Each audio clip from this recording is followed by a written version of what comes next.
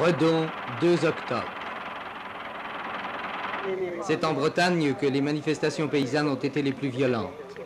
La Bretagne, qui est une des régions qui ont le plus de difficultés à opérer la grande mutation agricole imposée par notre époque. À Redon, le 2 octobre 1967, comme à Quimper 4 mois plus tôt, les paysans se retrouvent pour des manifestations qui à chaque fois dégénèrent et où il y aura des blessés. Les images sont d'une grande violence. Animaux massacrés, produits agricoles déversés dans les rues. Il y aura ce jour-là 10 000 personnes venues de tout l'Ouest. Ouvriers et paysans solidaires autour d'un slogan « Travailler et vivre au pays ». Depuis les années 50, la France agricole, 1/5 de la population, vit repliée sur elle-même et doit passer du 19e siècle à la modernité. C'est donc en 1967 que les paysans commencent leur révolution, d'autant qu'une sécheresse a entraîné une baisse des prix de la viande. À Noirmoutier, cette année-là, la bonnotte n'est pas encore un produit marketing. On y cultive la pomme de terre, comme 80 ans auparavant.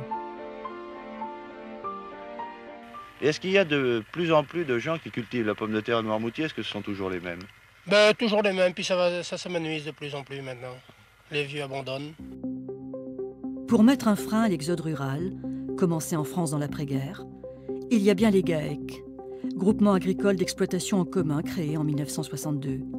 Certains s'y engouffrent avec l'espoir d'une agriculture moderne, responsable et collective, comme ici à Tréfieux. Dans l'avenir, il y aura peut-être plusieurs formes d'agriculture, mais il y en aura au moins 2. Et il y aura la formule capitaliste qu'on connaît dans certaines régions de France, où il y a un patron et des salariés. Pour nous, on n'a pas choisi le salariat, on a choisi l'association, l'agriculture de groupe, et qui est la formule, à notre avis, qui permet à chacun de continuer à être responsable.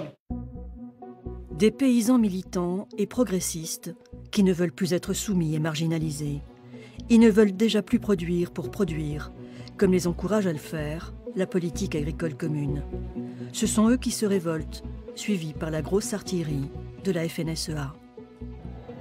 Le 24 mai 1968, 2800 paysans à bord de tracteurs arrivent sur la place Royale à Nantes, qu'ils rebaptisent Place du Peuple. Une manifestation à laquelle se joignent plus de 500 étudiants et un millier d'ouvriers. Il y aura des affrontements avec les forces de l'ordre qui feront des dizaines de blessés. Ce sera la nuit rouge. Eh bien, à Nantes, il y a eu aussi 2 photographes de presse qui ont été blessés à la tête par des jets de pierre. À Nantes, c'était dans le cadre des manifestations d'agriculteurs. Il y a eu des violents incidents, on dénombre plusieurs blessés. Il semble qu'une dizaine de policiers aient été atteints par des jets de pierre et des pavés, tandis que les manifestants faisaient état de 3 blessés dans leur rang.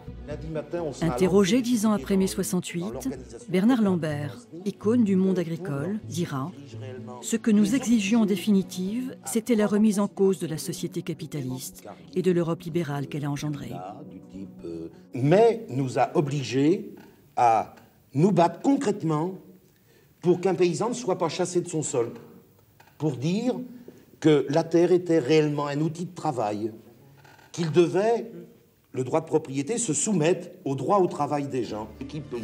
La révolution terminée, Bernard Lambert va créer la Confédération paysanne. Les ouvriers agricoles seront payés au SMIC. On commencera à militer pour la protection de l'environnement et la condition des femmes agricultrices. En septembre 1968, dans le Muscadet, les vendanges seront excellentes.